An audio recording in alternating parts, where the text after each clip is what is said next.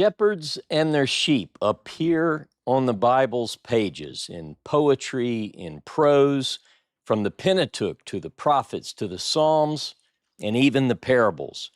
In this session, we will explore these rich theological metaphors. I'm Ross Nichols for Horeb Institute, and this, ladies and gentlemen, is Sunday School.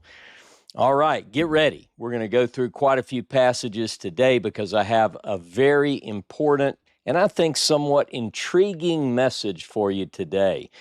According to Genesis chapter 4 and verse 2, humanity from its very beginnings worked with and lived with the flocks. Abel, we read, part of the first family. Abel, we learn, was a keeper of the sheep. Now, the Hebrew behind keeper of the sheep, as the ASV would put it, is roe tzon.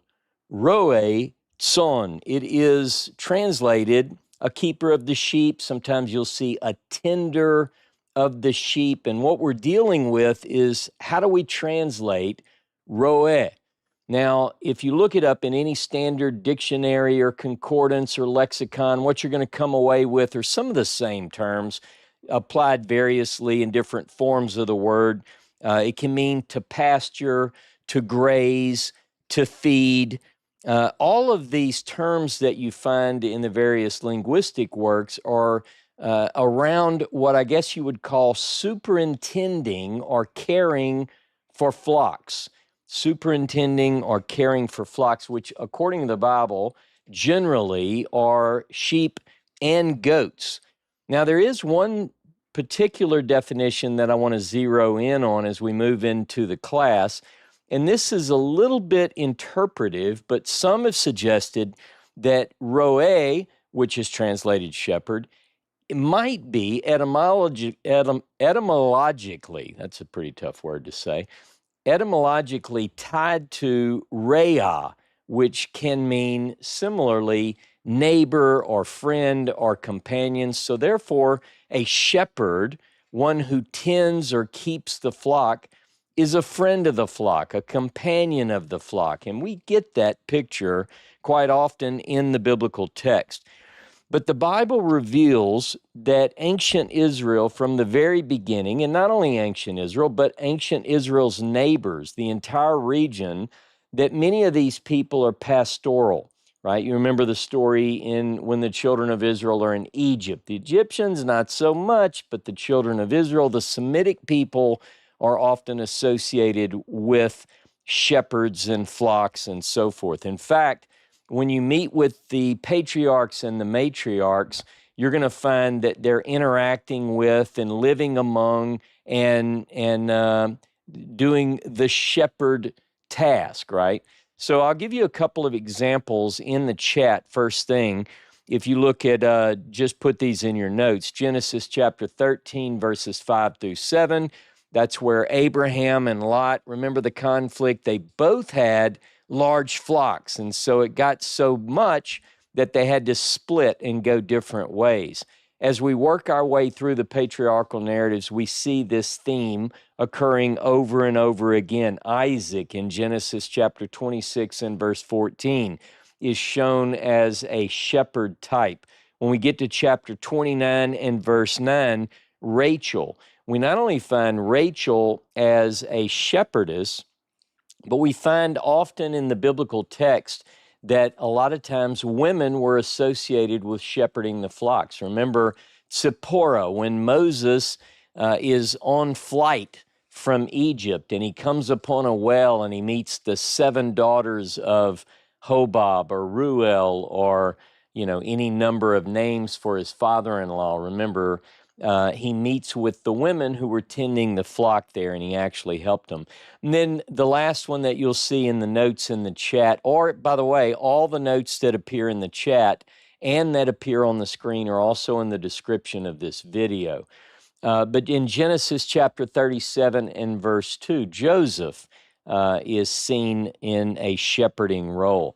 Now, in addition to this, just a prevalence of shepherding stories, we also see that God seems to select certain people to be leaders, and some of the best known, some of the biggest names in the Hebrew Bible were shepherds of flocks before they ever shepherded people. Let's look this morning at Exodus chapter 3 and verse 1. We'll look at a couple of texts about Moses. Exodus chapter 3, verse 1, and then we'll look at one in the book of Numbers.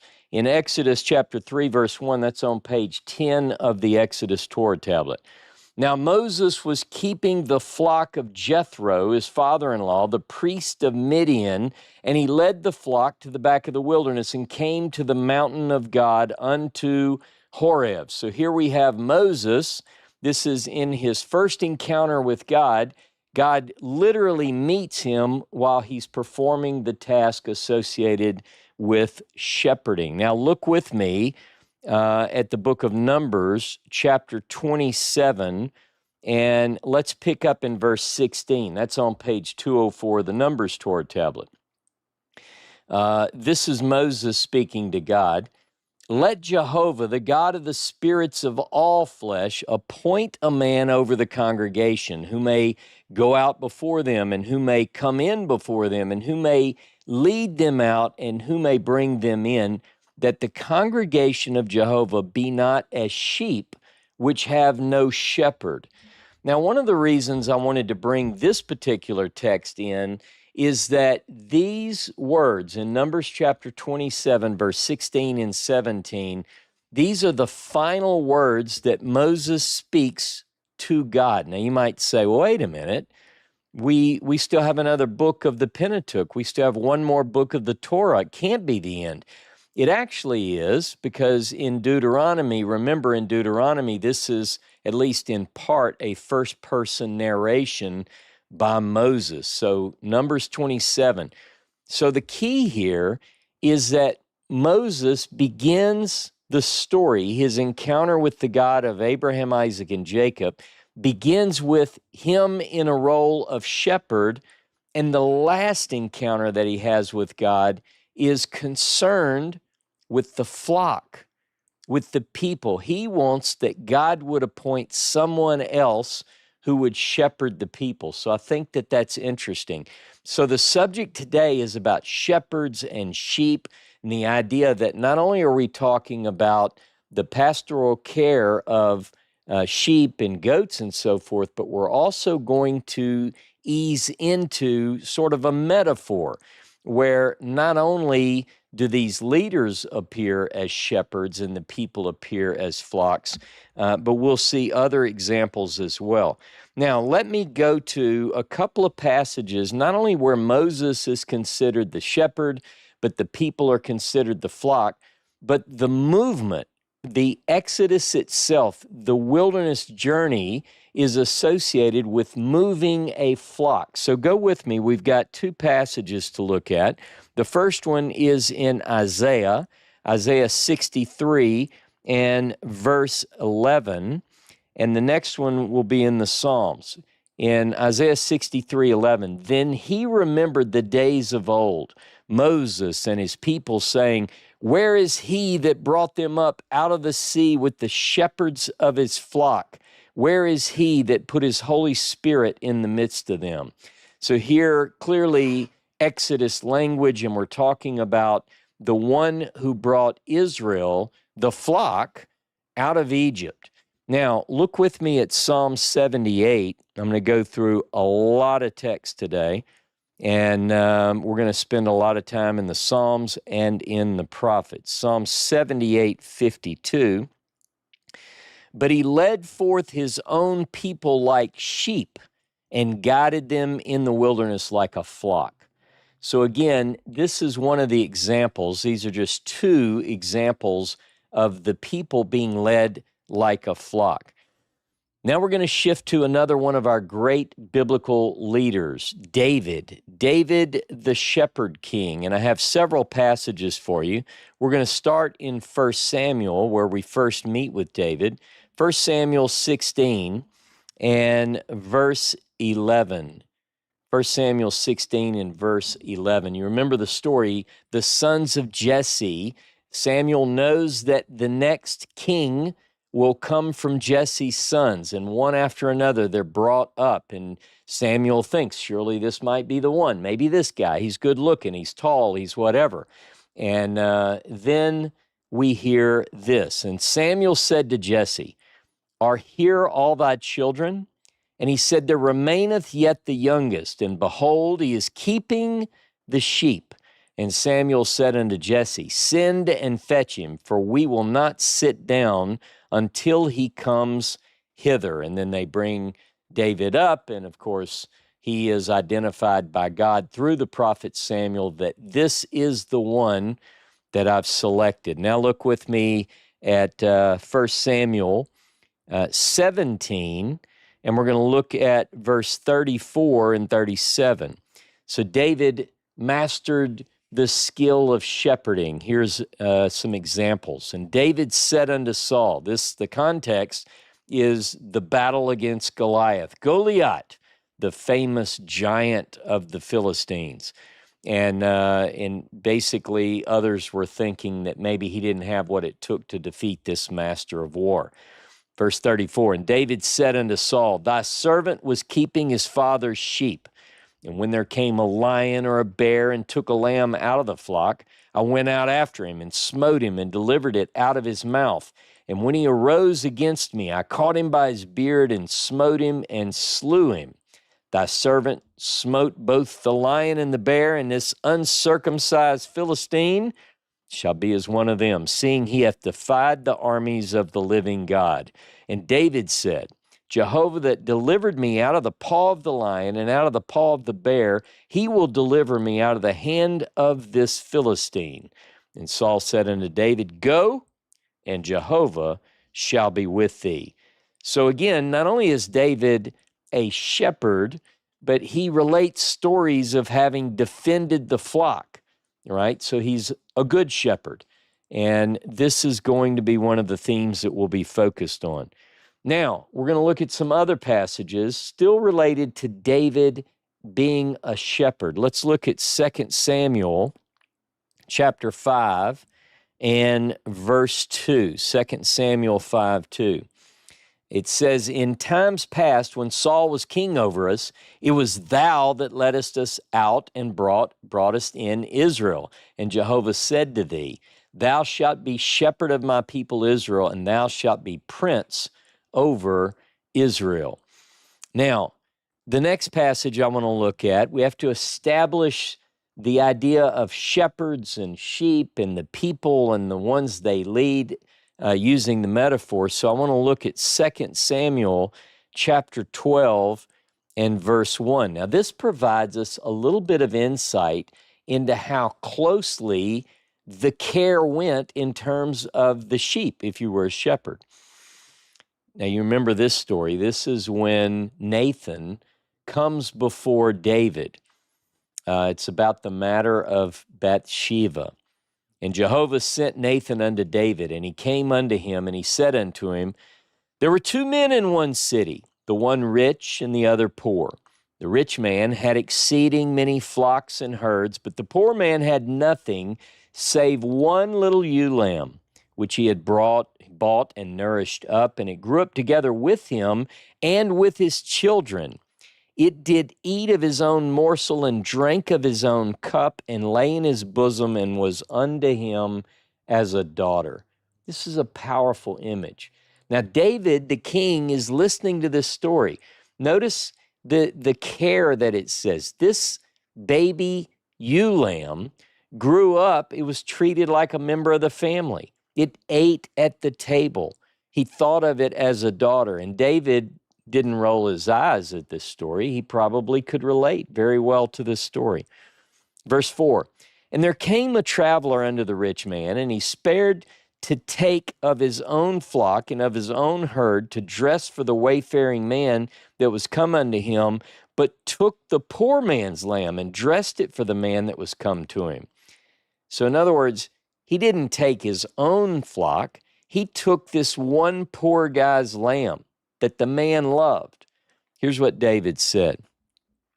David's anger was greatly kindled against the man, and he said to Nathan, "As Jehovah liveth," by the way, this in Hebrew is an oath. He's making an oath. It's like saying, "I swear to God." This is what he's saying. "As Jehovah lives, the man that hath done this is worthy to die. And he shall restore the lamb fourfold because he did this thing and because he had no pity." And Nathan said to David, "You are the man." Pretty powerful. The idea that David would be told a story about a lamb that was this closely connected to a man's family and he could get that angered over it says something about shepherding when the shepherd is a good shepherd. Now look with me at Psalm 78. Psalm 78, and we're going to look at verses 70 through 72. "He chose David, also his servant, and took him from the sheepfolds. From following the ewes that have their young, he brought him, to be shepherd of Jacob his people and Israel his inheritance. So he was their shepherd according to the integrity of his heart and guided them by the skillfulness of his hands." This is an allusion to David, who would sit out in the pastures, we would have to assume based on the many Psalms, and play his harp. So he not only led the people according to the integrity of his heart, but he played the harp just like he would for these sheep.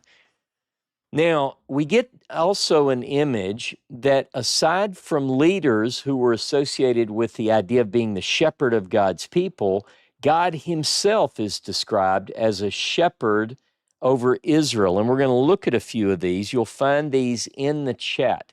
The first one I want to look at is Psalm 23. I think everyone probably listening to me knows Psalm 23. This is a Psalm of David. "Jehovah is my shepherd, I shall not want. He maketh me lie down in green pastures. He leadeth me beside still waters. He restoreth my soul. He guideth me in the paths of righteousness for his name's sake. Yea, though I walk through the valley of the shadow of death, I will fear no evil, for thou art with me. Thy rod and thy staff, they comfort me. Thou preparest a table before me in the presence of mine enemies. You anoint my head with oil, my cup runneth over. Surely goodness and loving kindness shall follow me all the days of my life, and I will dwell in the house of Jehovah forever." Beautiful picture once again. In this case, David assumes the position of sheep. He's elsewhere talked about as a shepherd, but here he knows what it's like to be a sheep under the care of a very good shepherd, which he calls Jehovah here. Brings him to the place where there's good food, there's good water, doesn't have to worry about enemies, even anoints the head of the sheep with oil. Now, David is anointed as king, but he's also making this connection of how a shepherd would take care of the sheep and so forth and so on. Now, a couple of other passages. I'm not going to read all of these, but you'll see these texts in your chat. Look with me at Psalm 28 and verse 9. Psalm 28, verse 9. "Save thy people and bless thine inheritance. Be their shepherd also and bear them up forever." Look with me at Psalm 77. Again, I'm just going to hit a few of these. And verse 20, which is going to be 21 in the Hebrew. "You, or thou, leddest thy people like a flock by the hand of Moses and Aaron." And then we've got the others you can look up on your own. Psalm 80, verse 1, Psalm 95, verse 6 and 7, and Psalm 100, verse 3. All of these describe God as a shepherd. There's one other text you'll find in the chat, and that's Genesis 48 and verses 15 and 16. And I just wanted to tell you about this. We're not going to go there. But in Genesis 48, the story, the narrative is that Jacob is blessing the sons of Joseph, Ephraim and Manasseh. And as he blesses them, one of the things that he does, he calls for the blessing from the God, as it says, the ASV says, the God who fed me all my life long unto this day. But where it says fed, the Hebrew word is the same word we're talking about now, the idea of shepherd. So in other words, it's based on roe, the shepherd. The word here could literally be translated, the God who shepherded me all my life long unto this day. It says, Ha Elohim ha roe ot, the Elohim who shepherded me. Now, we've seen a few good shepherds, God and certain leaders that he's selected, but I also want to go through a couple of passages where the shepherds are not good because the sheep remain the same. We're going to even see some episodes or some text in the Bible where not all the sheep are good, and we see some of that on social media today and among the arrogant religious folks that I'm going to talk about. But I want to look at a few passages about bad shepherds. So go with me to the first one, and that's going to be in Ezekiel chapter 34, Ezekiel 34, verses 1 through 10. Ready? Here we go. And the word of Jehovah came unto me, saying, Son of man, prophesy against the shepherds of Israel. Prophesy and say unto them, even to the shepherds, Thus saith the Lord Jehovah, Woe unto the shepherds of Israel that do feed themselves. Should not the shepherds feed the sheep? You eat the fat, ye clothe you with the wool, you kill the fatlings, but you feed not the sheep. In other words, they're in it for themselves. They're shepherds for the wrong reason. They don't have the same feeling for the sheep that David does when he describes how he defended them and he loved them, and in the story that Nathan told. Verse 4, the disease have you not strengthened, neither have ye healed that which was sick, neither have you bound up that which was broken, neither have you brought back that which was driven away, neither have you sought that which was lost, but with force and with rigor have you ruled over them. And they were scattered because there was no shepherd. There's our language. Remember, there was no shepherd. We talked about that. And they became food to all the beasts of the field, and they were scattered. My sheep wandered through all the mountains and upon every high hill. Yea, my sheep were scattered upon all the face of all the earth, and there was none that did search or seek after them.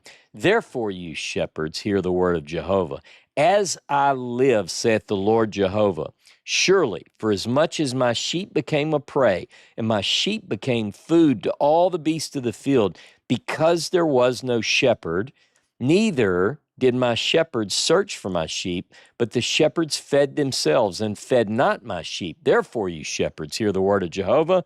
Thus saith the Lord Jehovah, behold, I am against the shepherds and will require my sheep at their hand and cause them to cease from feeding the sheep. Neither shall the shepherds feed themselves any more, and I will deliver my sheep from their mouth, that they may not be food for them. This is a really bad picture, or it's a good picture of bad shepherds.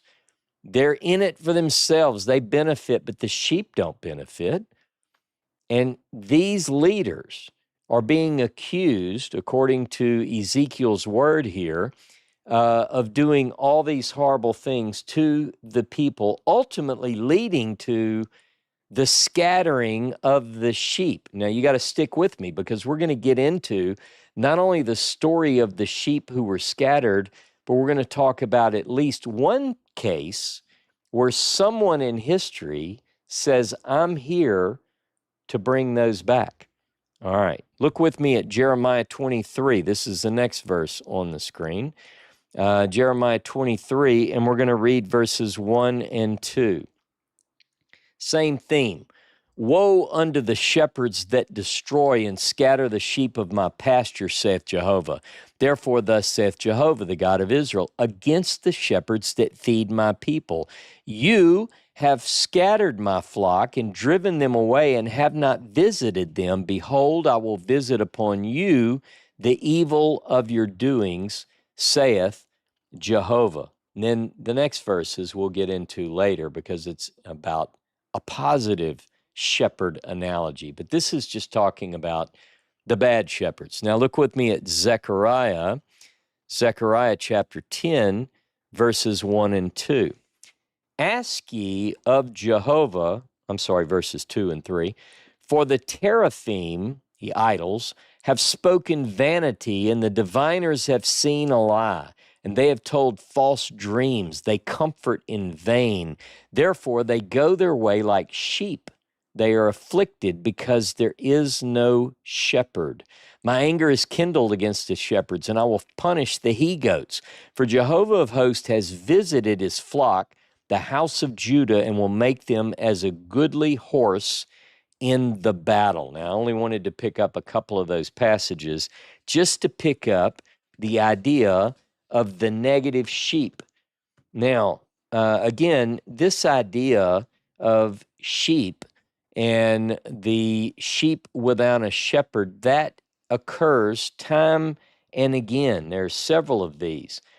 In the description of this video, you'll see it's number 3 on the list of verses. It gives you 1, 2, 3, 4, 5, 6, 7 passages in the biblical text that talk about sheep with no shepherd. We'll come to that more in just a little bit. I want you to go with me now to Psalm 44.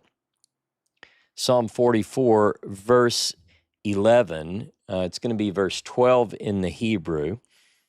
Thou hast made us like sheep appointed for food, and hast scattered us among the nations. So this particular passage is talking about sheep which have been scattered among the nations. Now remember, we're talking metaphorically. We're talking about a certain group of these sheep which are to be scattered among the nations. Now look down at verse 22, which is verse 23 in the Hebrew. Yea, for thy sake we are killed all the day long. We are accounted as sheep for the slaughter. Now, I'm not done talking about the sheep which are scattered through the nations, but now I'm going to pick up a new theme, and it's one of the dominant themes in Scripture, and it has to do with regathering the scattered sheep, which are representative of a certain portion of the chosen people of Israel. These are literal descendants of Israel that have been scattered through the nations, and these are some of the prophecies. So I want you to go with me. We're going to work through quite a few, and we're going to go through them pretty quickly, but go with me first to Isaiah 40, and I'm going to pick up in verse 9. Now, one thing that I'm going to do throughout this study is I'm going to give you sections of text according to the white spaces. In other words, these sections represent a whole thought.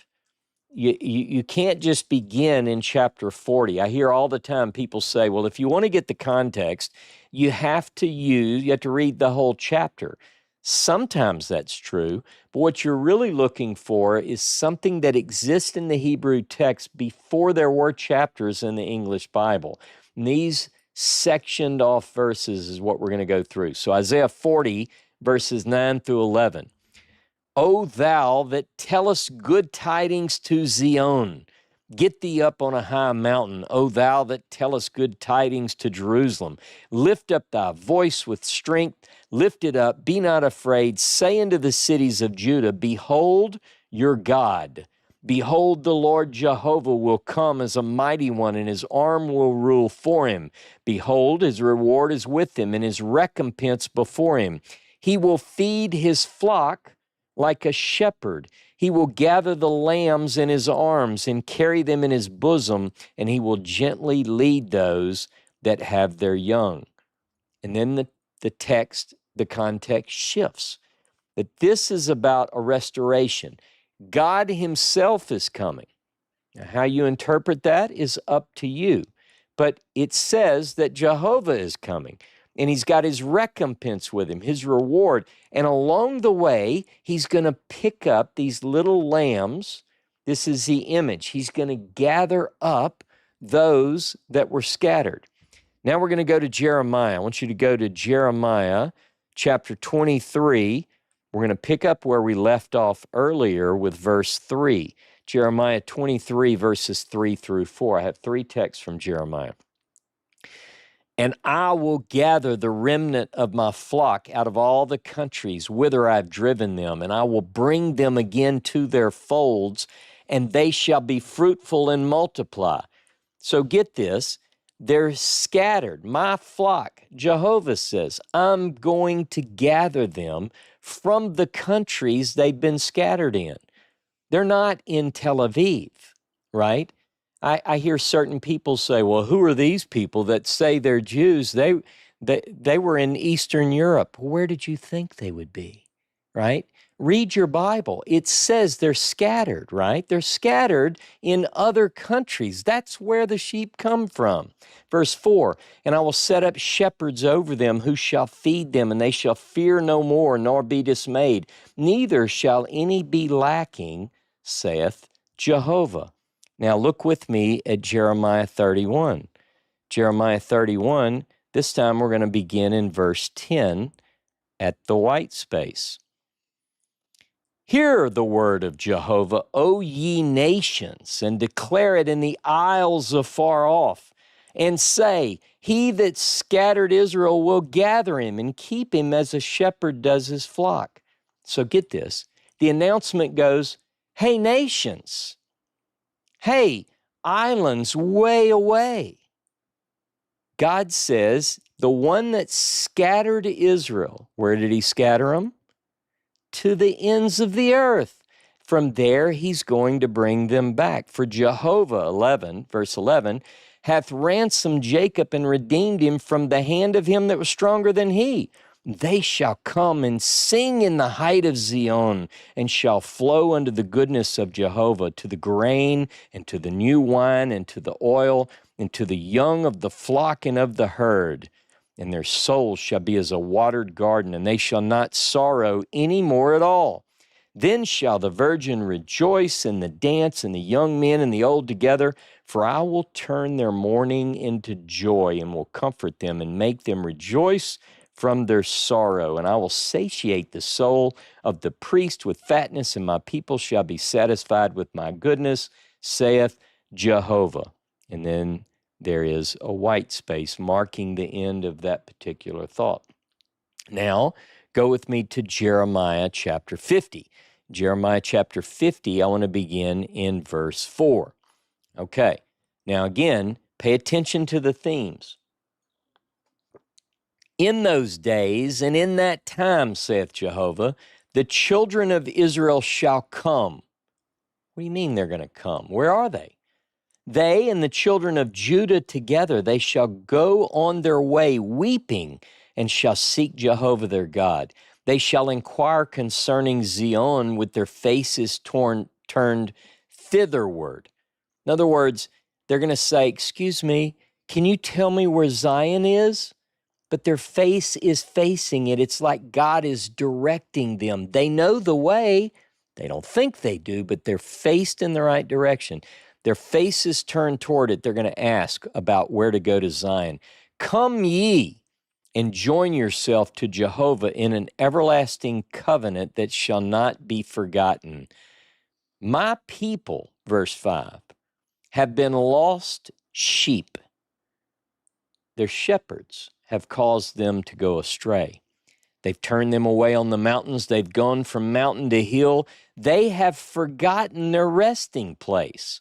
All that found them have devoured them, and their adversaries said, we're not guilty because they've sinned against Jehovah, the habitation of righteousness, even Jehovah, the hope of their fathers. So get this. The children of Israel, these lost sheep, not all of the flock were lost. Some were, though. Some were turned, and a lot of it was because of their own leaders. They were scattered to the ends of the earth, and they begin to feel drawn back. And that's what these prophecies are about. But notice, they've gone from mountain to hill. They've moved from place to place. Listen, they've forgotten their resting place. They don't even know where they were from the beginning. They're lost sheep. Think about that. Remember that phrase. We'll come back to that. Now look down at verse 17. I just have this in my notes. Israel is a hunted sheep. The lions have driven him away. First, the king of Assyria devoured him, and now at last Nebuchadnezzar, king of Babylon, hath broken his bones. Now here we're talking about two different groups. Israel, meaning Israel representing all of Israel, has been a hunted sheep. You had the Assyrians came and took the north captive in successive attacks on the northern kingdom, the house of Israel. And they were taken captive finally in 722 BCE. And then it says, and then Nebuchadnezzar, that's in 586, the other sheep of Israel, some of those were taken captive and some returned at the end of a certain period, which we're not getting into at this moment. Now go with me to Ezekiel chapter 34. Ezekiel chapter 34. And I want to pick up in verse 11. This is kind of a long section here, but it's very important. For thus saith the Lord Jehovah, behold, I myself, even I will search for my sheep, and I will seek them out. By the way, if you didn't remember, right before this, verses 1 through 10 deal with these bad shepherds. And because the shepherds didn't do their job, God says he's going to seek out his own sheep. Verse 12, as a shepherd seeks out his flock in the day that he is among his sheep, and that are scattered abroad. So I will seek out my sheep, and I'll deliver them out of all the places where they have been scattered. See, these sheep are scattered. They're not in Kansas anymore. In the cloudy and dark day, and I will bring them out from the peoples and gather them from the countries. Where are these lost sheep?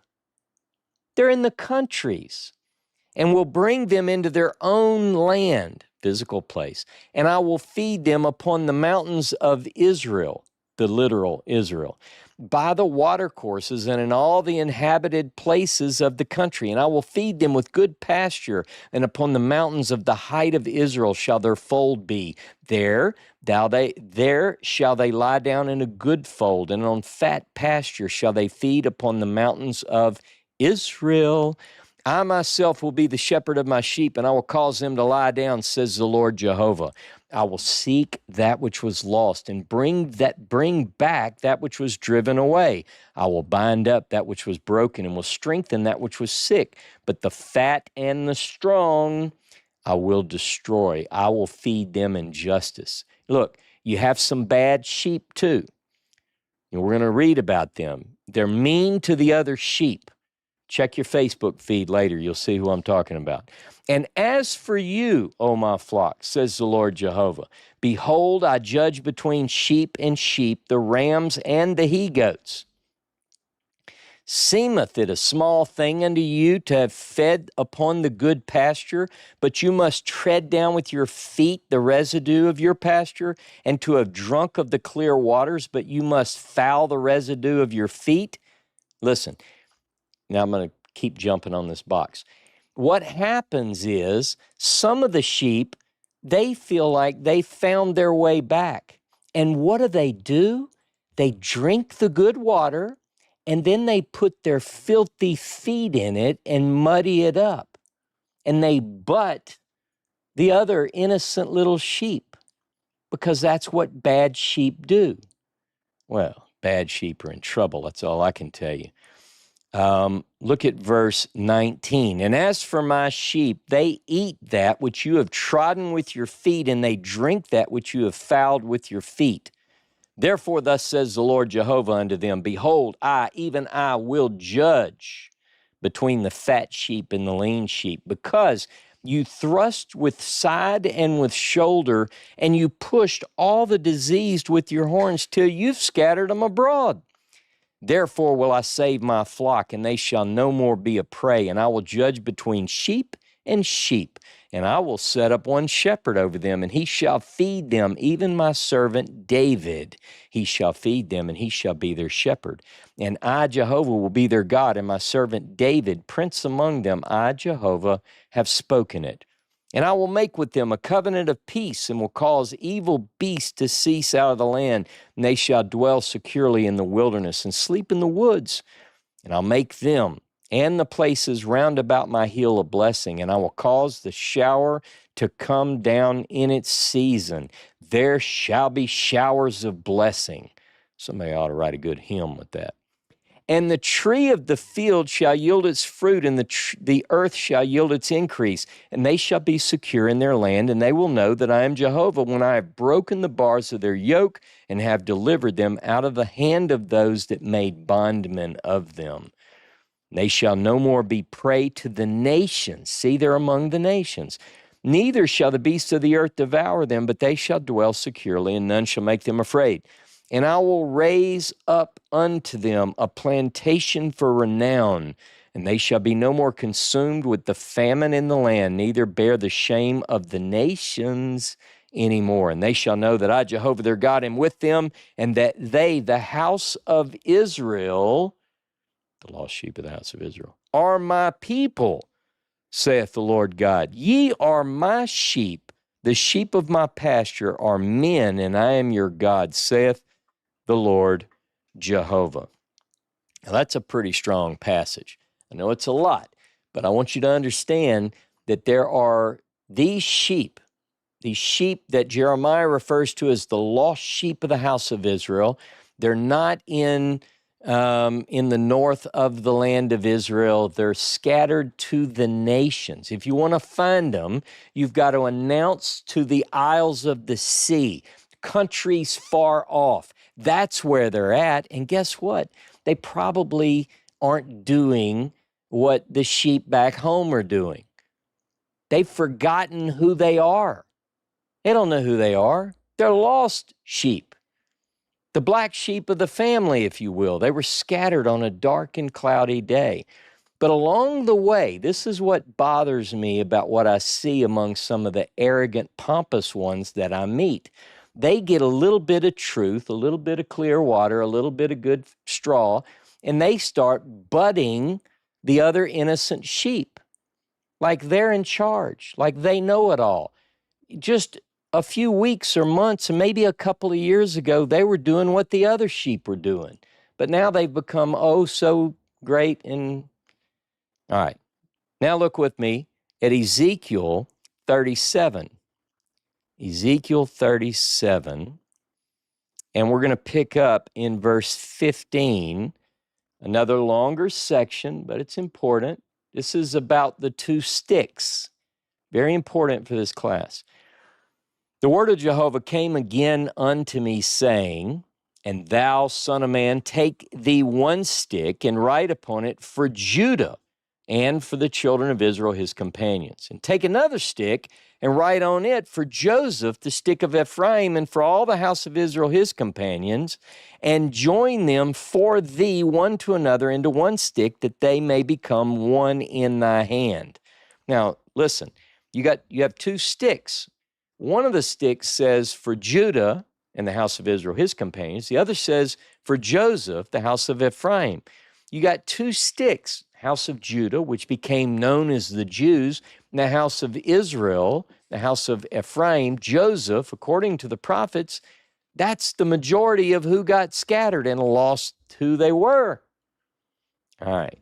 And when the children, verse 18, of thy people shall speak unto thee, saying, Will thou not show us what thou meanest by these? Say this unto them, Thus saith the Lord Jehovah, Behold, I will take the stick of Joseph, which is in the hand of Ephraim, and the tribes of Israel his companions, and will put them with it, even with the stick of Judah, and make them one stick, and they shall be one in my hand. And the sticks wherein thou writest shall be in their hand, thy hand before their eyes, and say unto them, Thus saith the Lord Jehovah, Behold, I will take the children of Israel from among the nations whither they are gone, and will gather them on every side, and bring them into their own land. I'll make them one nation in the land upon the mountains of Israel, and one king shall be king unto all them.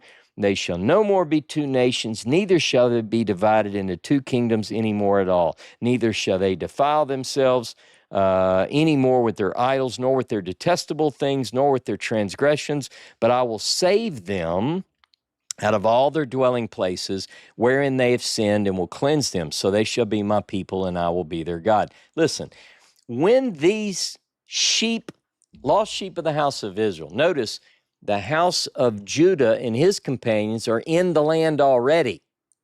That's in the hand, in the land. Hand equals land. They're in the land. He's going to get the other ones and bring them and put them with the other stick, right? And guess what? When he finds these lost sheep, they're not wearing tzitzit necessarily. They might be eating bacon for breakfast. They're not going to be your card-carrying, because it says, I'm going to cleanse them of all their transgressions and so forth. And then, look, let's pick up verse 24.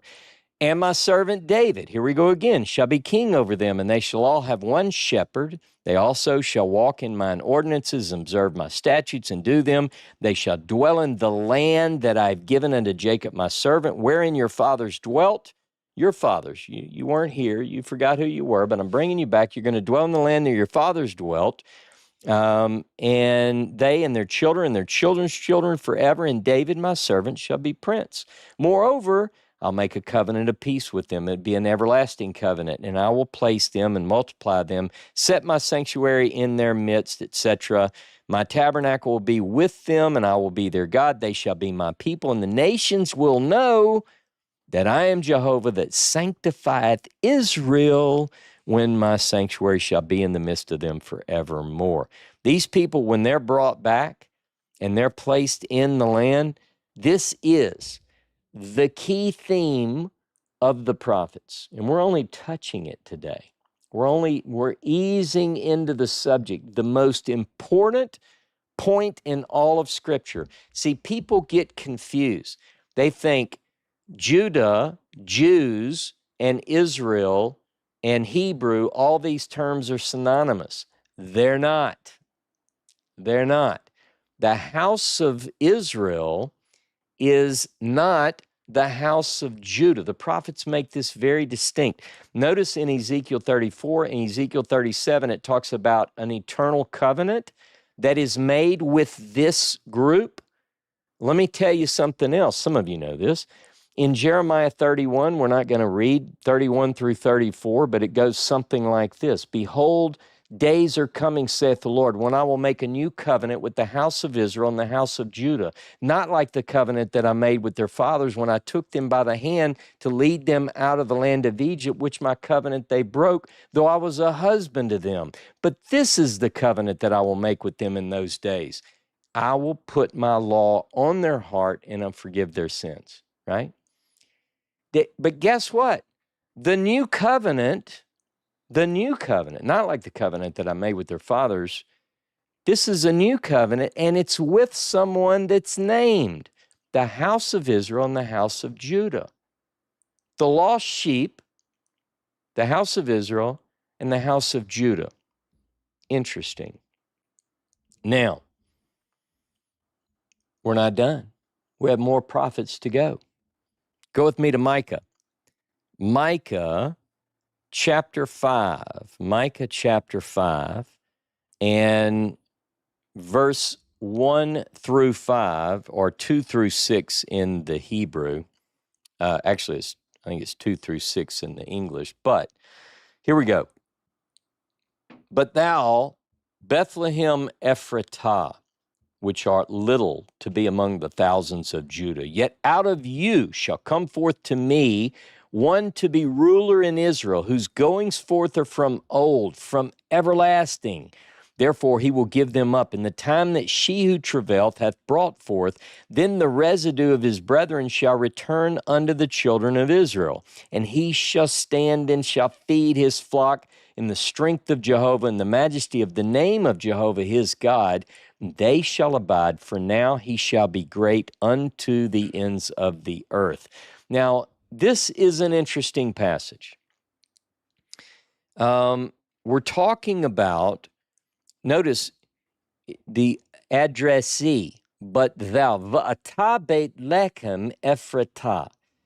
Now, the question is, many people, particularly from a Christian background, would look at this and say it's talking about a place, Bethlehem, because of, we'll get into this momentarily. But in Micah, it's talking about a family. Now, in the text, there are going to be several passages in the chat that we're going to work through some of these, but I want you to know these are in the chat and they're also in the description if you need these texts later and you want to watch this and carefully take notes. But Micah 5, it here is saying Beit Lechem Ephratah. It's talking about the clans of Judah. It's talking about a family. It's not talking about a place. It doesn't say Bethlehem in the land of Judea. That's not what Micah 5 says. It's talking about a family. Now, in the notes, I want you to look these up later. 1 Chronicles 2 and verse 20 and 1 Chronicles 4 and 4. You look at these and you're going to see that the names Beit Lechem and Ephratah are family names in Judah's line. So in other words, whoever this ruler is, because out of this family is going to come one who is, this is kind of interesting, his goings forth are from ancient times. Goings forth, his Motzaotav, Mikedem, Mime Olam.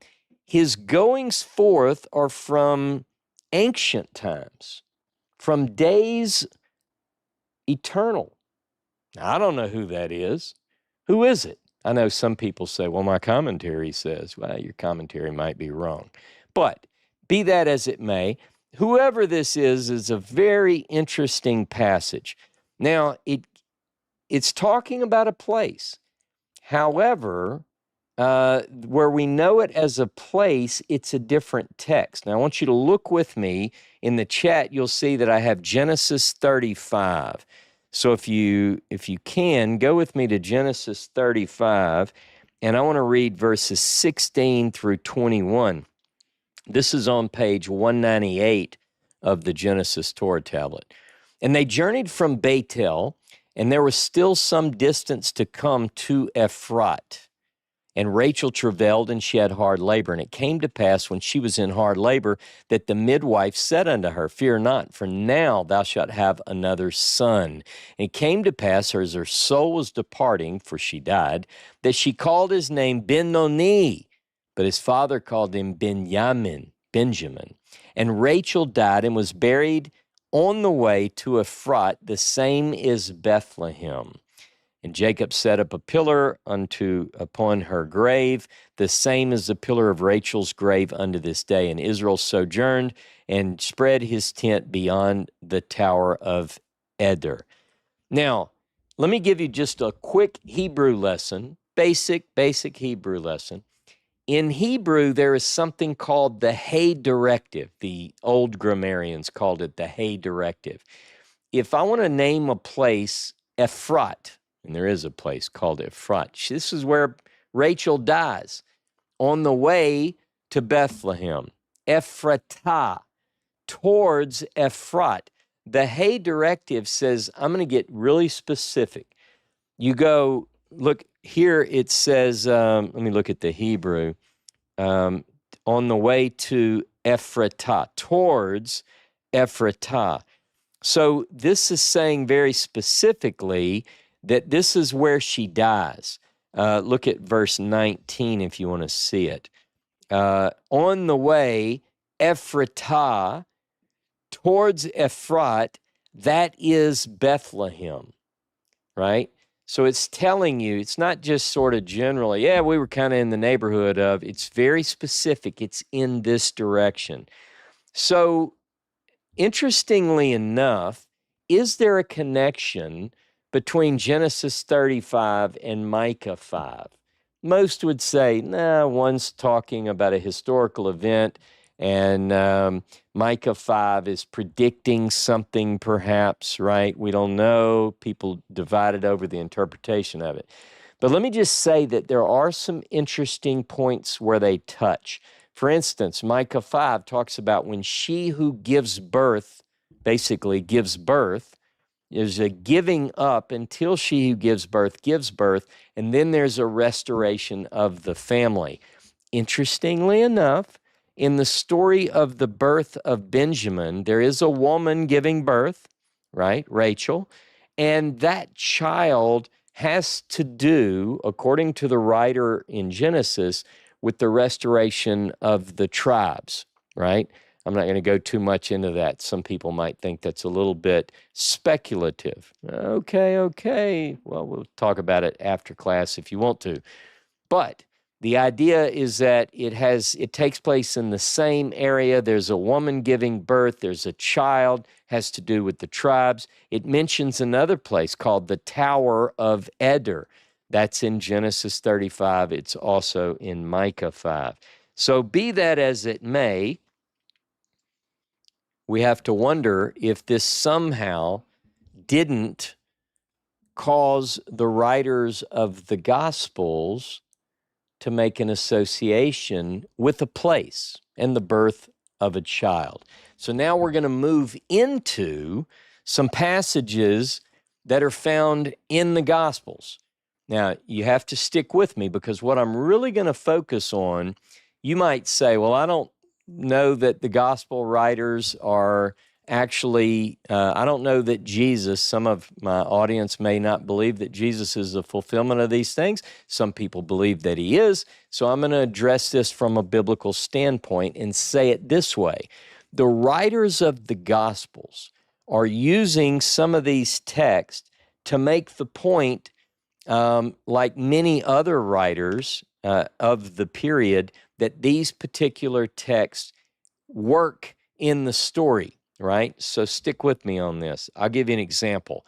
If we go to, and these will be in the chat, by the way, if we go to Matthew 2, verses 1 through 12, and I'm not going to read that entire passage, but you probably know the story. The story is about the star appears and wise men from the east come and they ask, hey, where is this one who was born? Because we know that an important leader is born.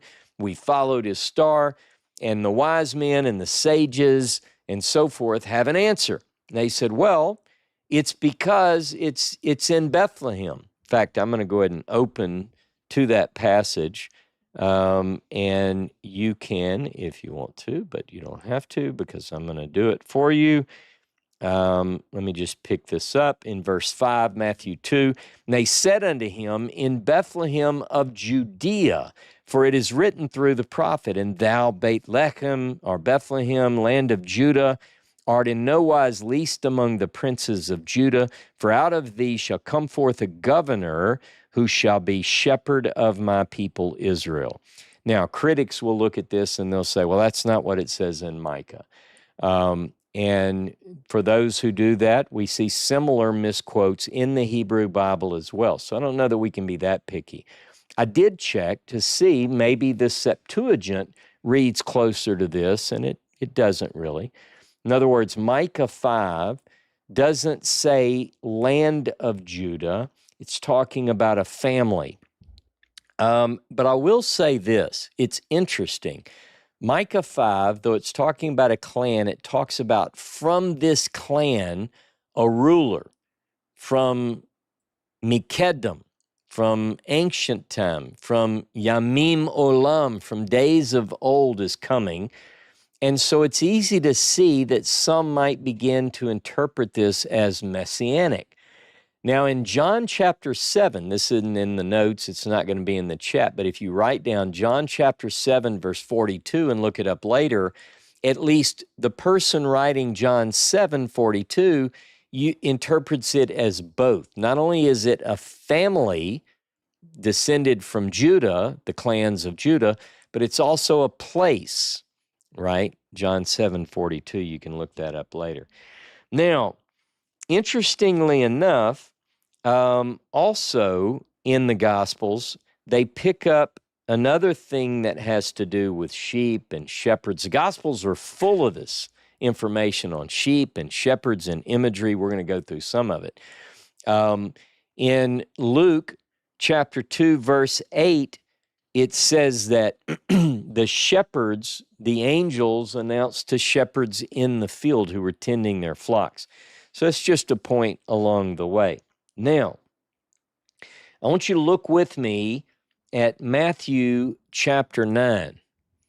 Matthew chapter 9 and verse 36. I'm just going to establish that the writers of the New Testament are employing some of the text we went through in the Hebrew Bible associated with sheep and shepherds and so forth. Remember, when we turn the page from the Hebrew Bible, or right to left if you read it that way in Hebrew, we have missing sheep. They're gone. There is a group known as the lost sheep of the house of Israel. We don't know where they are. They're scattered through the nations. They're in the isles far away. We don't know. Where are they? In Matthew 9:36, and the same passage is in Mark 6:34, basically. But when he, Jesus, saw the multitudes, he was moved with compassion for them because they were distressed and scattered as sheep not having a shepherd. Now, I'm not going to overstress this point, but the language is important here. Jesus sees those in need as sheep without a shepherd. And we know not only from the Gospels, a lot of people say, well, the Gospels are anti-Semitic and, this is the record of a group of people who are at odds with the synagogue. And yeah, well, that's not really true. You can read of how bad the leaders were in rabbinic literature as well as Josephus, right? So the leaders are bad. They're bad. And Jesus knows it, and so do other writers from the period. And so what you need is somebody who has compassion on the people, and Jesus describes them as sheep without a shepherd. They just don't have a shepherd. You can't find one, right? This is the idea. By the way, sheep without a shepherd, again, it's that phrase is used over and over, and later you can find it in the description as number 3, that list in those passages. Now, we're looking for some lost sheep. So go with me to Matthew chapter 10 and verse 6. We're going to read 2 passages in Matthew, and then we're going to talk about this. In fact, I'm going to pick it up in verse 5. One second. Matthew 10:5. These 12, talking about the disciples, Jesus sent forth and charged them, saying, Go not into any way of the Gentiles, nor enter into any city of the Samaritans, but go rather to the lost sheep of the house of Israel. And as you go, preach, and so forth. Now, I find it interesting that Jesus uses the phrase lost sheep of the house of Israel, and there is, at least according to the gospel writer, a distinction about Gentiles and this group. Now, we've established in the Hebrew Bible that if you're going to find the lost sheep, that's where they're going to be. They're going to be among the nations. Now, look with me at Matthew 15 and verse 24. This is an image of Jesus that most people don't really think about, right? 15:24. Now, by the way, this is a Canaanitish woman, and she comes to Jesus, and she asks for mercy. She's got a daughter who is grievously being harassed by an evil spirit, and so forth. And then his disciples are like, they never get it. They're like, get her away from us, send her away. But he answered, verse 24, I was not sent but unto the lost sheep of the house of Israel. And she says, yes, but even the dogs can, eat the bread from the table and so forth. And he heals her.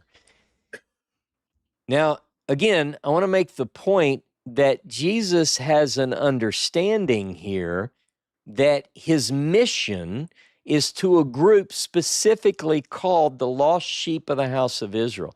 Now, that particular description is only used in one verse, only one in the Hebrew Bible, in Jeremiah chapter 50 and verse 6.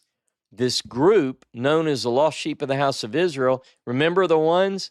They're going to be coming back and they're looking, they got their face turned towards Zion and they're asking the way. Remember that? My people have been lost sheep. The shepherds, the bad shepherds, scattered them throughout all the nations, right? Now, Ezekiel chapter 34, verses 5 and 6 talk about it as well. Now, these ideas seem to take a front seat in some of the teaching. Let's look at a couple of the parables, Matthew 18, 12, and 13, and Luke chapter 15. In fact, I'm just going to read Luke 15 of these two, verses 1 through 7. All right. Now all the publicans and sinners were drawing near unto him to hear him. And both the Pharisees and the scribes murmured, saying, this man receives sinners, and he eats with them. That's my murmuring voice. And he spake unto them this parable, saying, what man of you, having 100 sheep, and having lost one of them, does not leave the 99 in the wilderness and go after that which is lost until he finds it? And when he has found it, he lays it on his shoulder, rejoicing.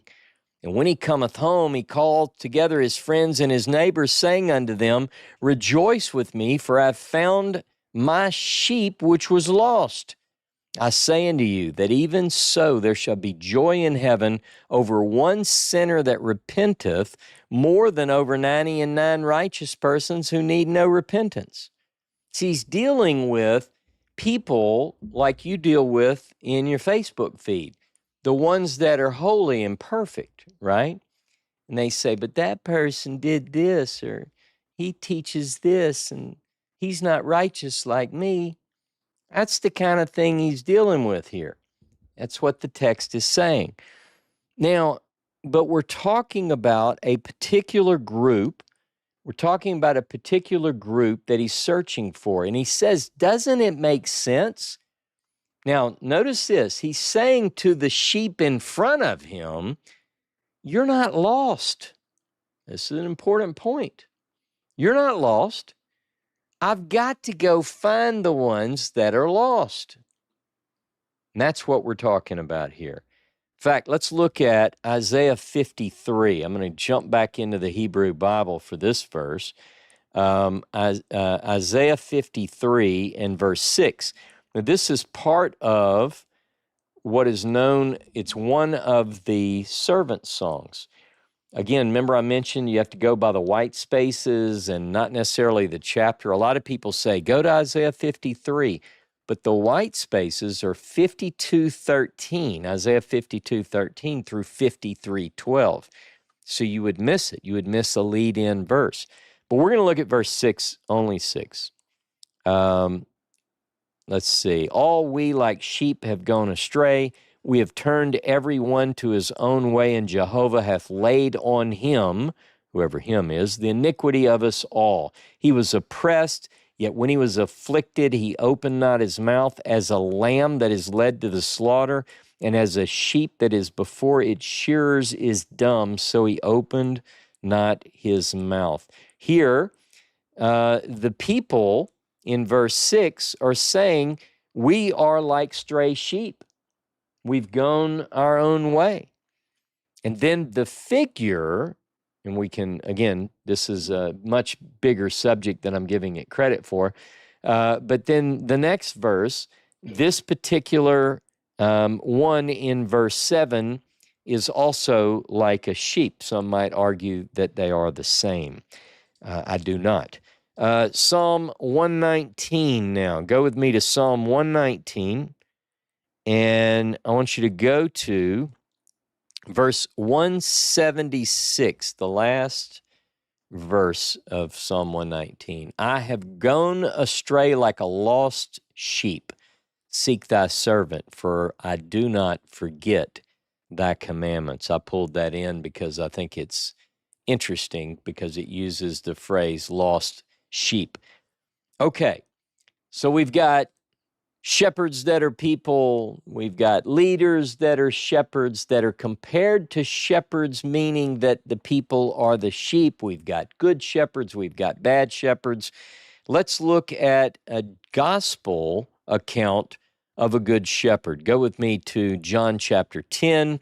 Most of you know all this, but we're going to go through and I'm going to read verses 1 through 18. Verily, verily, I say unto you, he that entereth not by the door into the fold of the sheep, but climbeth up some other way, the same is a thief and a robber. But he that entereth in by the door is the shepherd of the sheep. To him the porter openeth, and the sheep hear his voice, and he calleth his own sheep by name, and leads them out. When he hath put forth all his own, he goes before them, and the sheep follow him, for they know his voice. A stranger will they not follow, but will flee from him. But they know not the voice of strangers. Just a couple of points. You can do your own research on sheep and shepherds. I have in my library books on this and various works that I've read. The idea, at least according to this parable, the story is that a shepherd, a good shepherd, can walk into a pen where other sheep, not only his sheep, but other sheep are there, or her sheep, as the case may be, and can say, come on, sheepy sheep. And only that shepherd's sheep will come. They're not going to follow some stranger. They don't know his voice. The voice of a stranger has not sung to them at night, right? So that's the idea.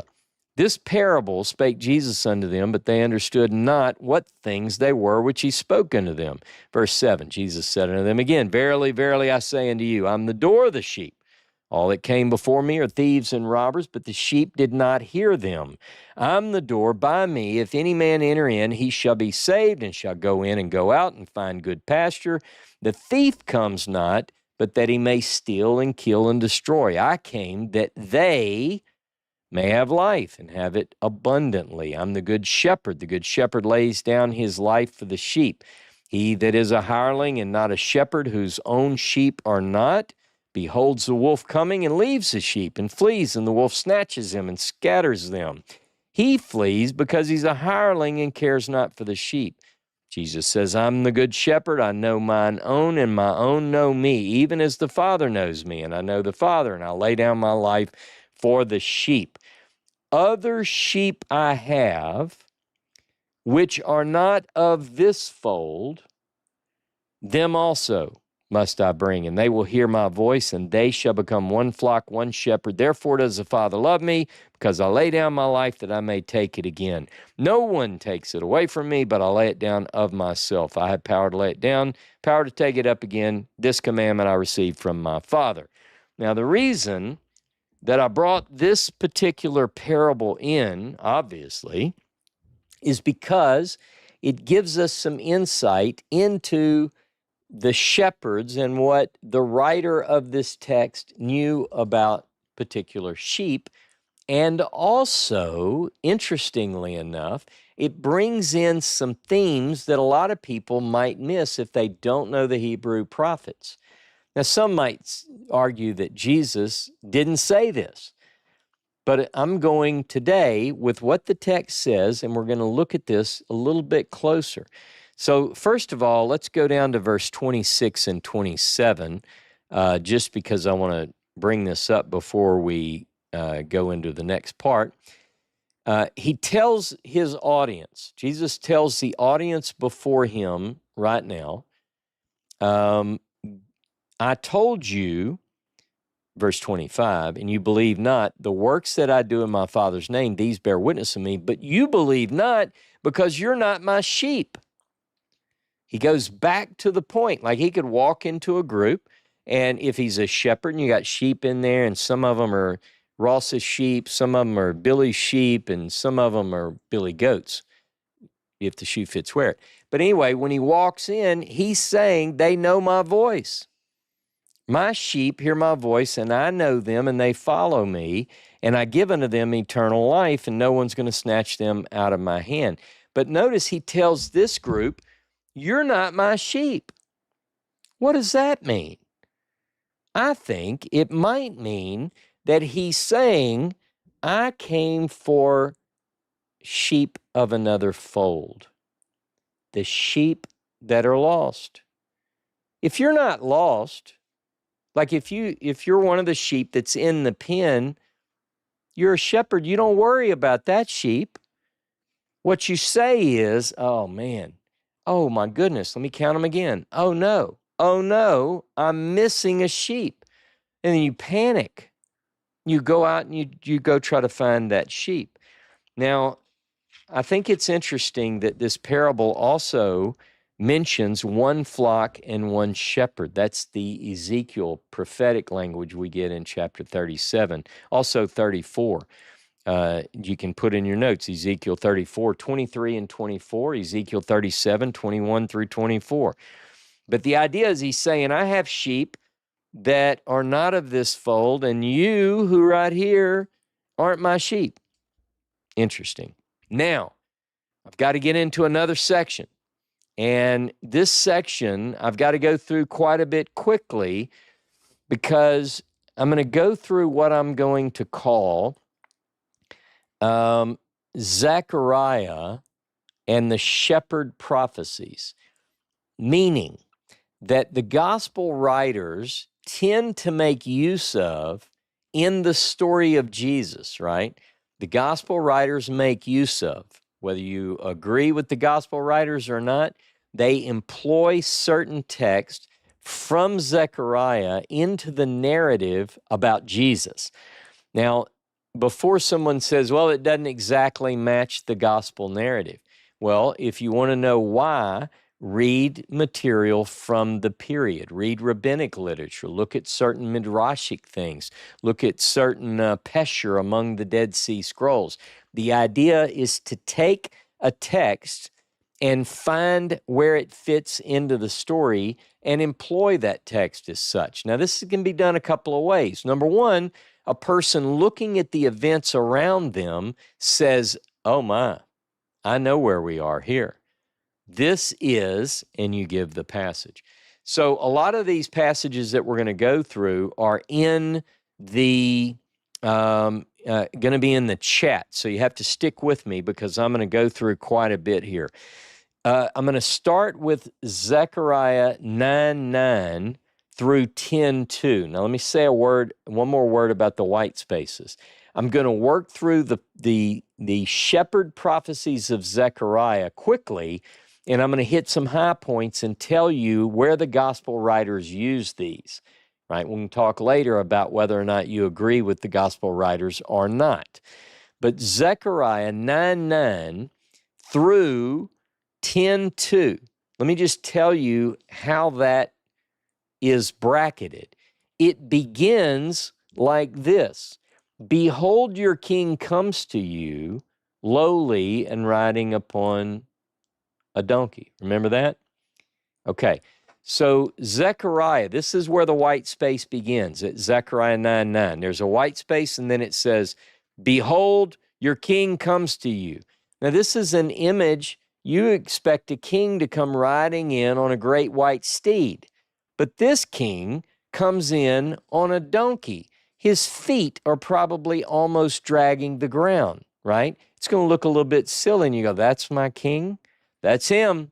There he is on the donkey. He's riding in. And so then you work your way through the text. I'm not going to cover the whole bit of the prophecies. Just going to tell you I find it interesting, the framing and the way the gospel writers use it. Now, this particular text, you'll find these verses in the chat: Matthew 21, 1 through 9, Mark 11, 1 through 10, and Luke 19, 28 and 28, 28 through 38, all tell the story of what we call the triumphal entry, Jesus riding into town on the donkey. That's from Zechariah 9:9.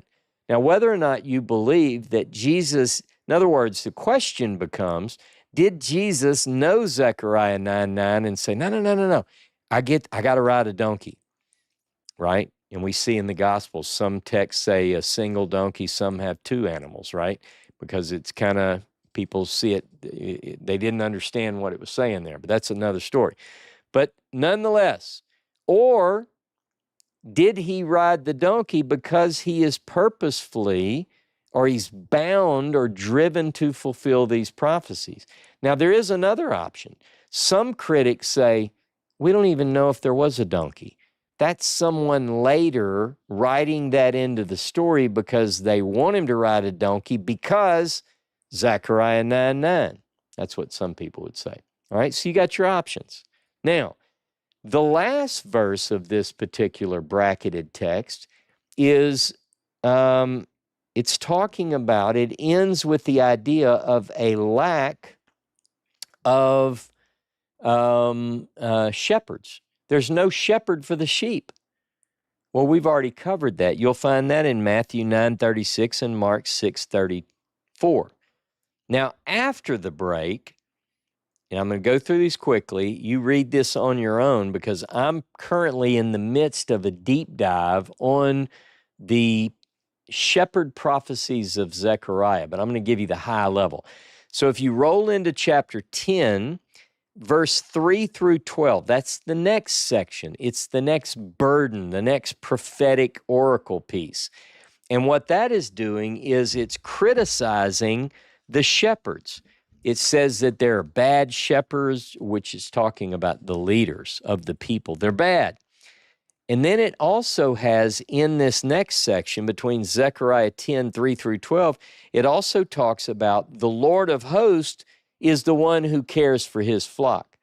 In other words, the people, the rulers, religious and political, failed the people. And everybody said amen.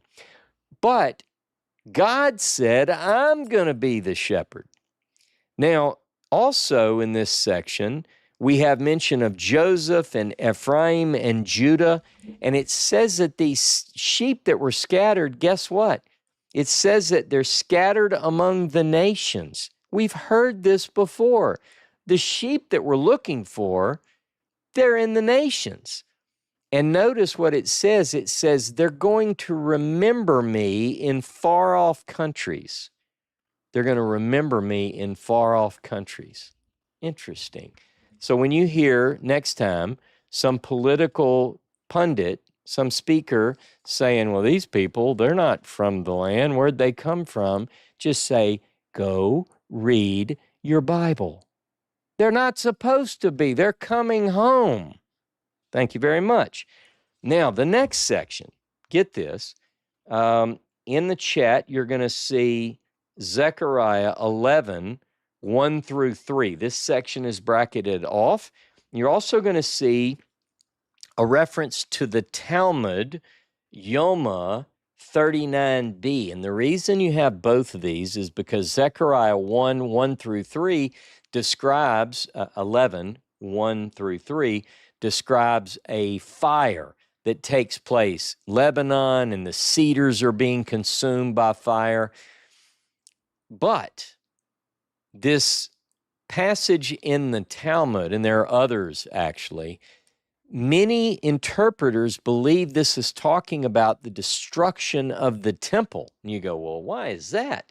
Well, it's because the temple is constructed from the cedars of Lebanon. So it starts with, open ye the doors, O Lebanon. Open the doors, and the fire is going to consume your cedars.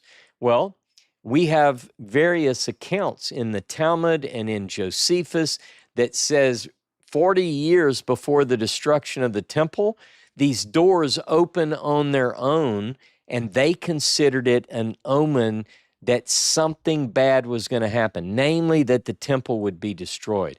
Now, let me just go on record as saying it is interesting, it is very interesting that those doors opening and all those signs that began to happen, they happened 40 years before the destruction of the temple. The temple was destroyed in 70.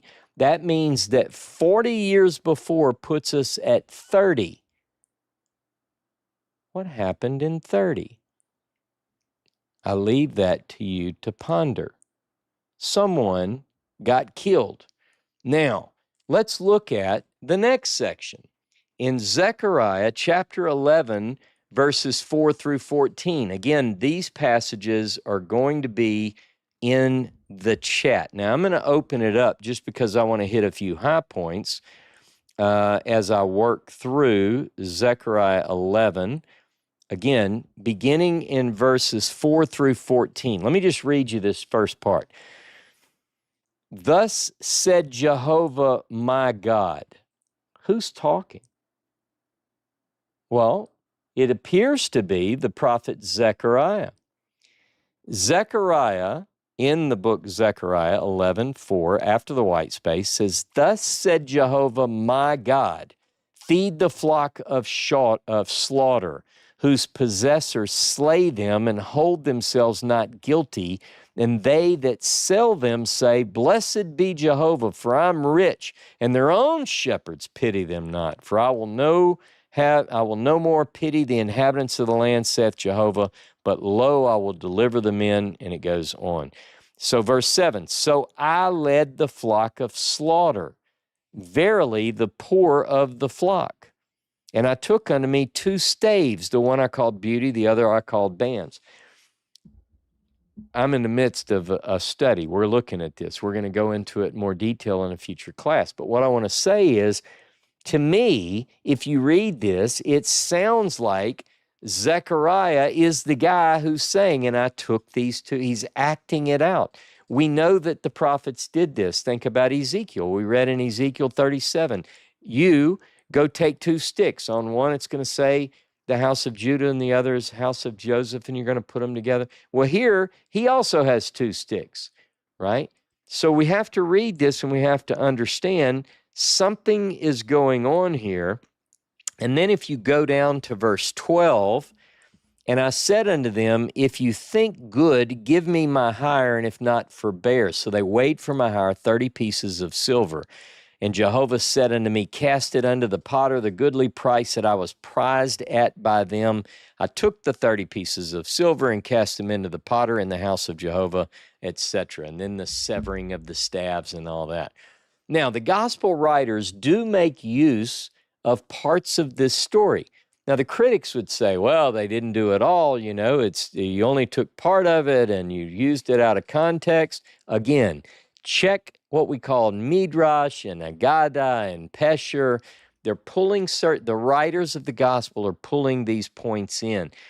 The interesting thing that the writer saw here was that according to the gospel narratives, Matthew 26:15, Mark 14:11, and Luke 22:5, and Matthew 27:3 through 10, the price that they valued Jesus at was 30 shekels of silver, right? Remember the story? And they threw it into the treasury and so forth.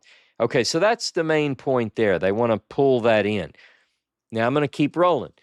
Zechariah 11, verses 15 through 17. We deal here with foolish shepherds and worthless men. So throughout Zechariah's prophecies, his shepherd prophecies, you've got good prophets, you got bad prophets. This is pretty interesting here. You have to figure out, are we talking about a good prophet here, or are we talking about a bad prophet? Most often, it's pretty easy because it'll say things like, take the implements of a worthless shepherd, right? But notice, who's actually doing it? Is it the prophet? Who's he talking to? Is it a prophet who is then to assume a role that's might be considered negative to some? But the story goes on. Again, we've got to go through a few more things. Look with me now at Zechariah chapter 12. In Zechariah chapter 12, verse 10. Now, before I read this passage, I want to tell you that Zechariah 12 breaks from the shepherd prophecies, but it connects in a way that you'll see momentarily. Remember the white spaces? Zechariah 12:1 is set off all by itself. Zechariah chapter 12, verse 2 through 6 are set off by themselves by white spaces. And then 7 through 14. Now I want to look at verse 10 because this one is used by the gospel writers. ASV says, "And I will pour upon the house of David and upon the inhabitants of Jerusalem the spirit of grace and of supplication."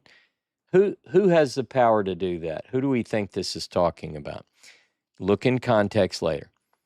"And they shall look upon me whom they have pierced, and they shall mourn for him as one mourneth for his only son, and shall be in bitterness for him as one that is in bitterness for his firstborn." This is a strange verse. By the way, the writer of John 19, verse 37, uses this verse. Now, let me ask you something. A lot of people say, no, the Hebrew doesn't say they shall look upon me whom they have pierced, but it does.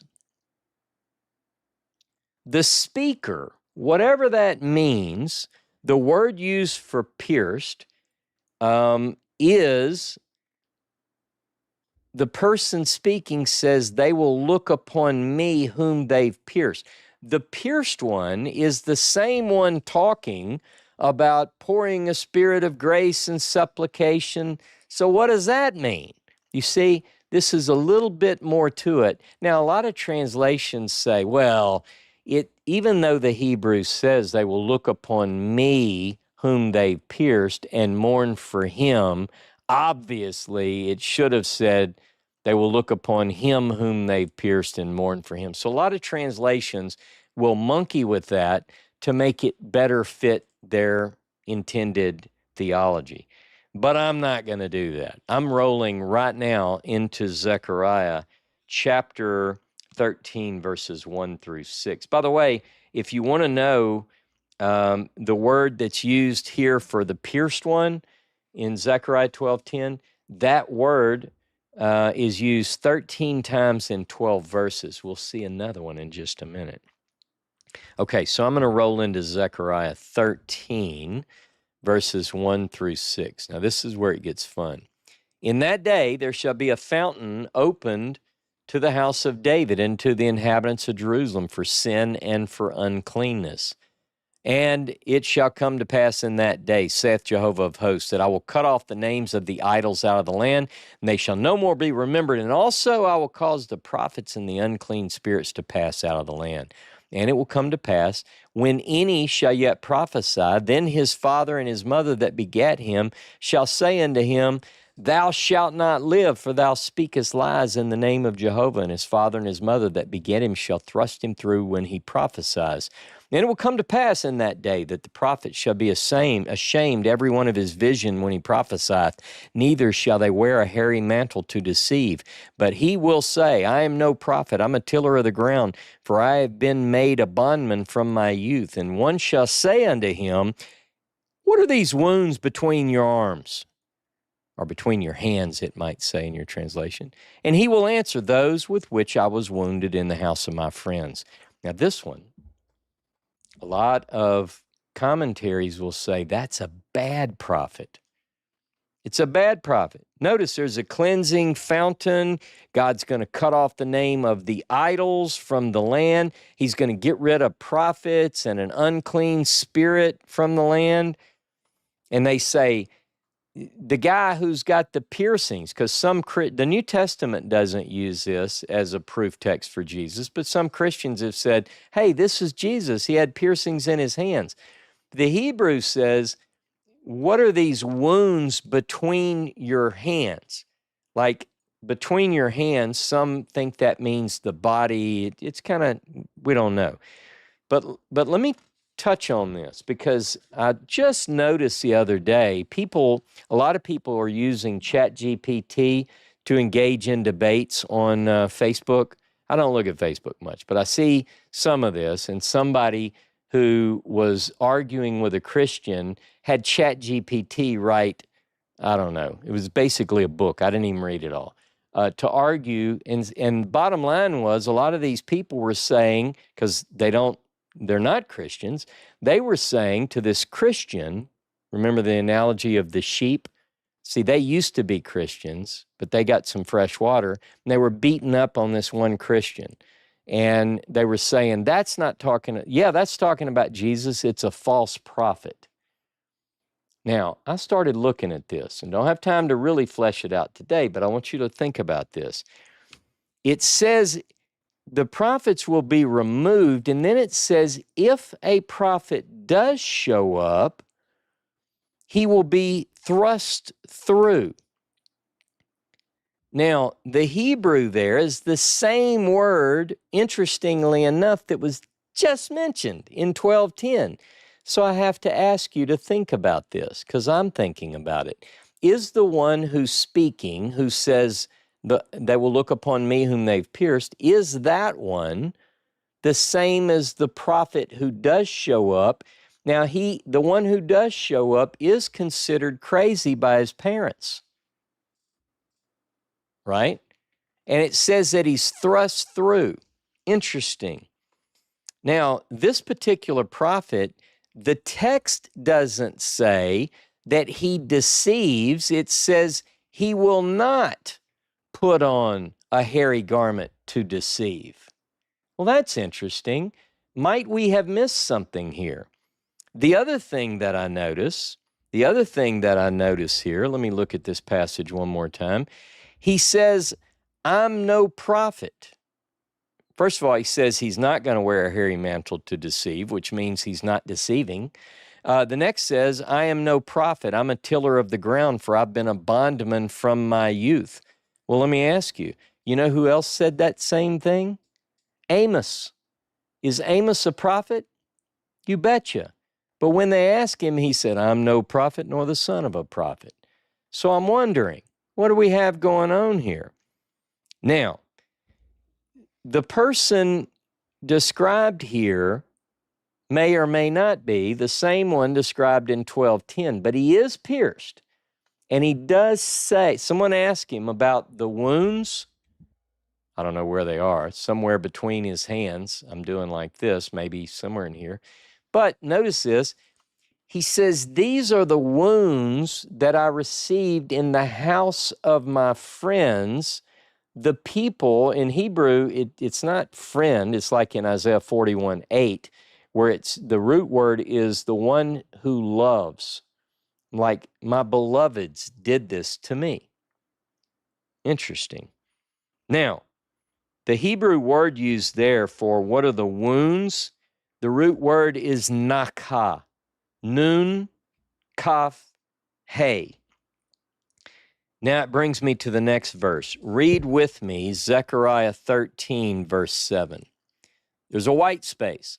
So this may or may not be the same person because the context shifts. Verse 7. Awake, O sword, against my shepherd and against the man that is my fellow, says Jehovah of hosts. So this is Jehovah's shepherd, right? Jehovah speaking. He's telling the sword, awake. It says, Cherev uri al roi. Sword, awake against my shepherd, the man that is my fellow, says Jehovah of hosts. Smite the shepherd. That's the same word where up above it says, what are these wounds? It's the same root word. The guy who had wounds that happened in the house of those that he loved or they loved him, it's the same word. Smite the shepherd and the sheep will be scattered, and then I'll turn my hand upon the little ones, and it will be this great tragedy that happens to that place. You can read the rest of it on your own. It's going to be fire and death and destruction. So it seems to be ordered that after the death of this one, that bad destruction comes. By the way, in the chat, you'll see several verses, Matthew 26:31, Mark 14:27, and then an interesting one that says CD B 19:7 through 11. That is the, Dead Sea Scroll, the Damascus document. Column 19, verses 7 through 11, mentions the sword that strikes the shepherd. The biblical writers used shepherd imagery. Hebrew Bible uses shepherd imagery for God and various eschatological or messianic figures. The people are considered his flock, but some of the sheep, some of God's chosen flock, they are neglected, scattered, and lost. They lose their resting place. They're scattered through all the nations. The gospel writers certainly made use of these motifs. They relied heavily on the shepherd prophecies of Isaiah, Jeremiah, Ezekiel, Zechariah. Matthew's Jesus, Matthew 10:6, Matthew 15:24, Matthew's Jesus claims that he was only sent to the lost sheep of the house of Israel. And he mentioned to the audience of his day, the house of Judah, some of the people around him, that he had other sheep that were not of this fold. You guys are okay. I've got to go to the lost sheep of the house of Israel. Now, I'm winding down. Believe me, kind of. The Bible's first shepherd was murdered.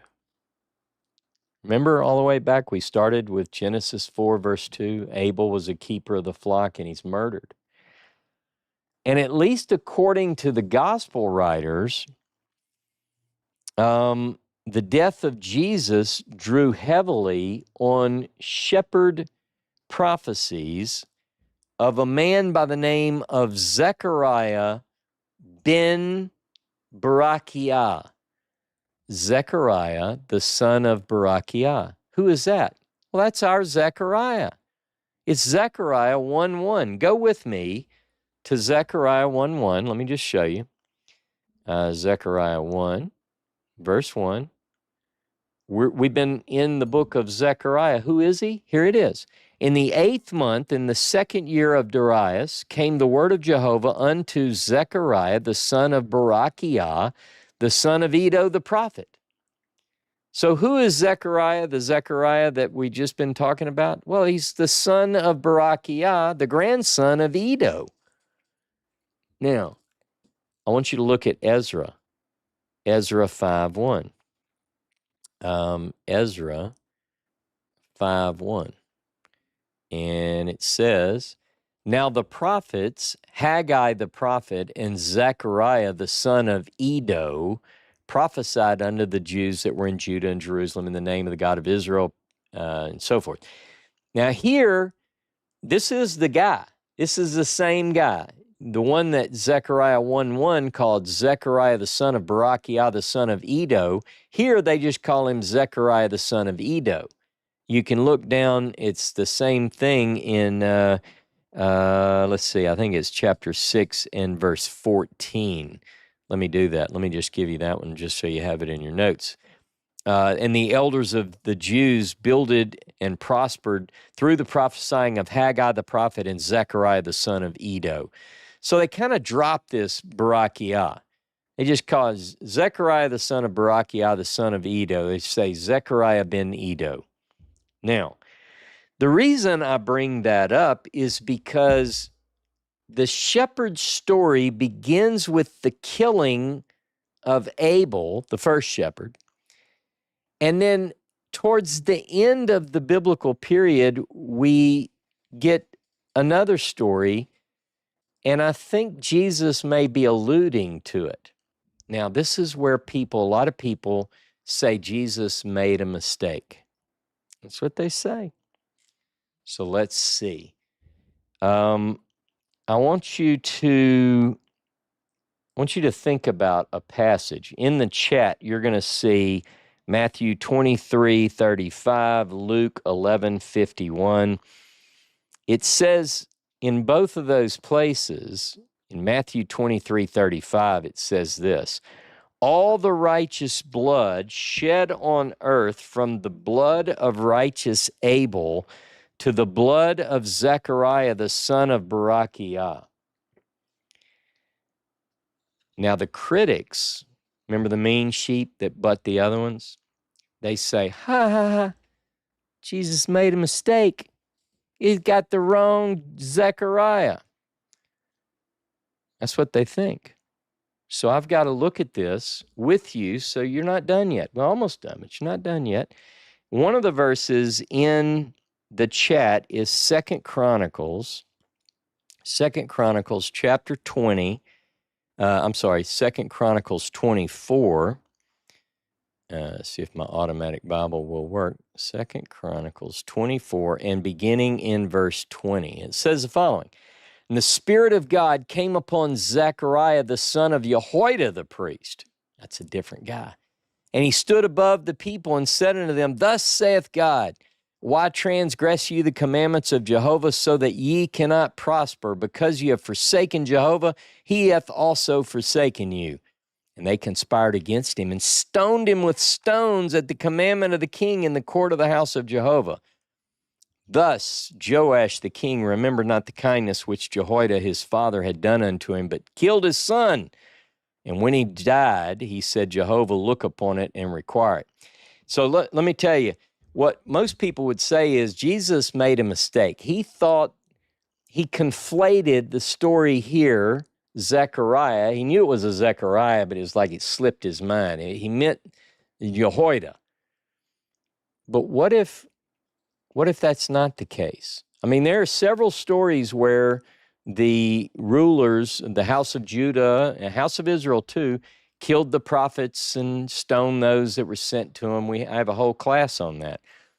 But in this particular instance, I got to wondering, is Zechariah, the son of Berechiah, is there any evidence that he was killed? You know, we get this story, we have to wonder, is the shepherd that's killed in the prophecies in Zechariah, is that somehow tied to Zechariah or legends about him? Well, I did a little search and I found something. I just found a text. It's referred to as the Targum to Lamentations 2:20. It's in Aramaic, and here's what it says. Is it right to kill priest and prophet in the temple of the Lord, as when you killed Zechariah, son of Iddo? That's the guy.